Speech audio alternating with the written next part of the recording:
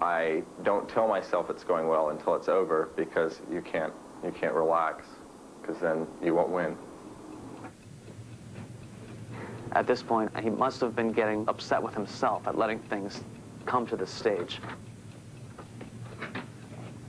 One of Gary's problems is that there are very few opponents that can stand up to him, and he has demonstrated this, easily beat them in much less time than he has to stay at the board in a one-to-one game. Gary was taking a risk in this event here. You're not supposed to be able to do this kind of thing, that anyone dares to challenge a team that is so strong all by himself. I don't think it's ever been done at this level before.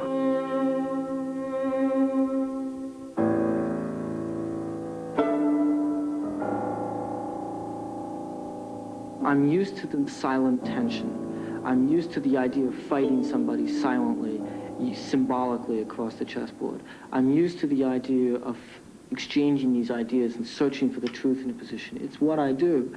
And when a chess game is going really well, it's a good feeling. It makes you have a wonderful feeling of pride, as well as kind of a bit of a sadistic feeling if I'm really going to get this guy. So it's really a very, very beautiful victory for Wolf.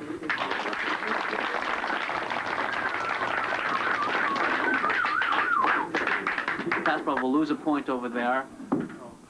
He'll pick up 3 points. So far it looks like on Gurevich, Fishbein, and Rao.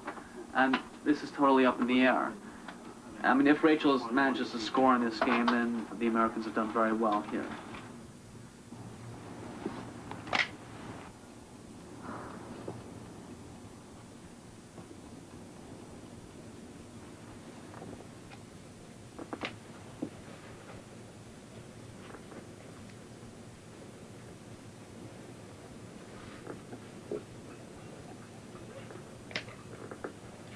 Now Stuart Rachels had been thinking.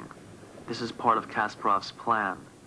He knew that Rachels was a time trouble addict, so Kasparov simply moved his whole army forward into Rachels' position.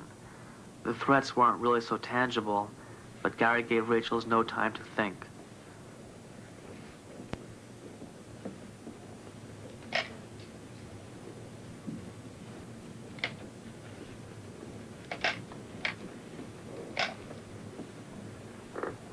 Stuart found himself with only 11 minutes for 24 moves. You have to make 50 moves in 2.5 hours. His first 26, he had used almost his whole time. Given that, it was really quite a tough situation for Rachels, even though he was winning on the board. Gurevich's position was quite lost at this point. It was just a question of time, or really how long Ilya wanted to provide a distraction for his teammate.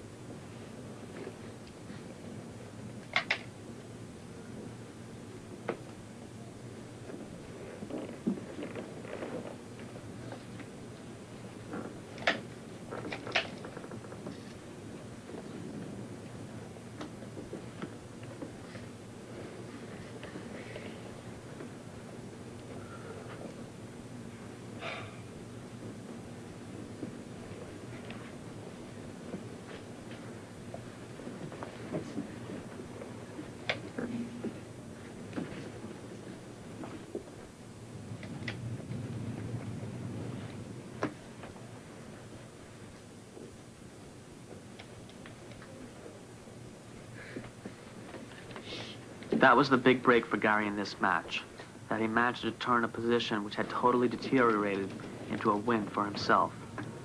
It almost made up for the fact that Kasparov had lost to Wolf. That left Kasparov with 2 games against Rao and Fishbein, and Kasparov seemed to have the advantage in the endgame against both.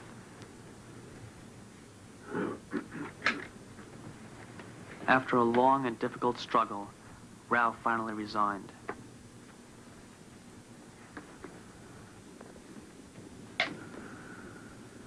Gary had the advantage in his endgame with Fishbein, and now only needed to convert it into a win.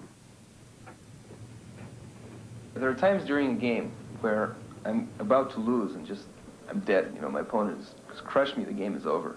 And I try not to have those emotions. I try to always feel that I have a chance to win for as long as I can. Try to fight. In many of my games, I've been able to hold a draw in positions where it seems everybody thought I was losing.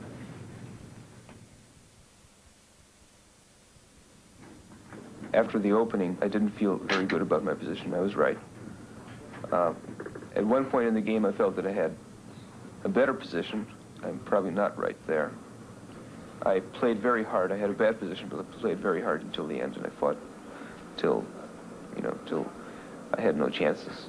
You know, and whatever chances I had, I made the most of them.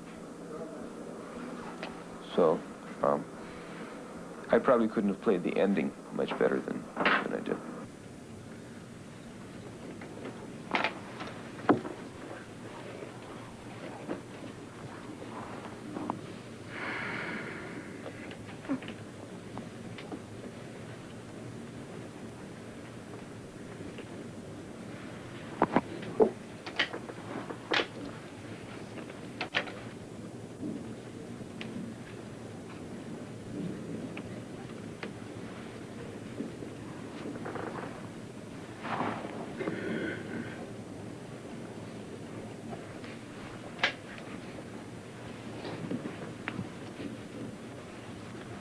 Kasparov made a mistake at the end of the game, which allowed me the chance to draw the game.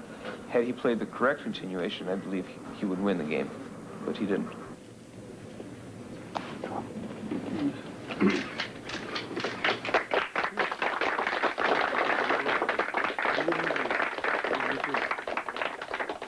Kasparov himself said once, a game against the world champion is like a test.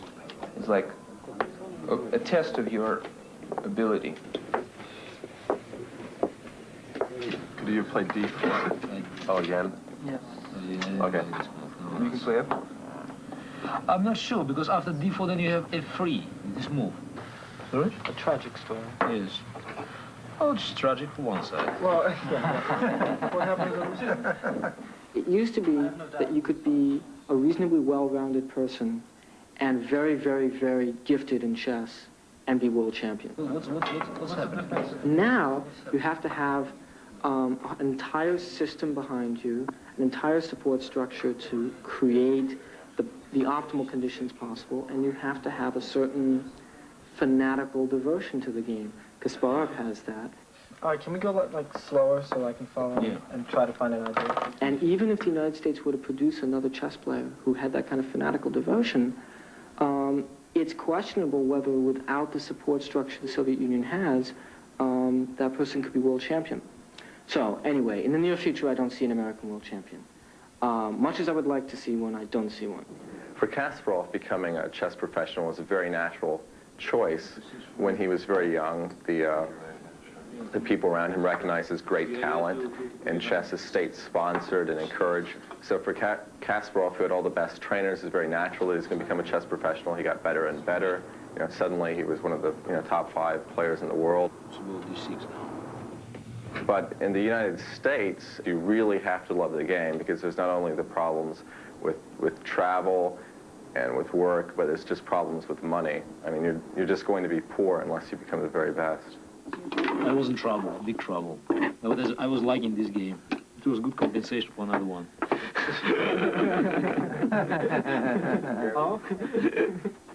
With most chess players, there's a limit to the skill that they can reach. You know, chess is such a difficult game that it's impossible to master it completely.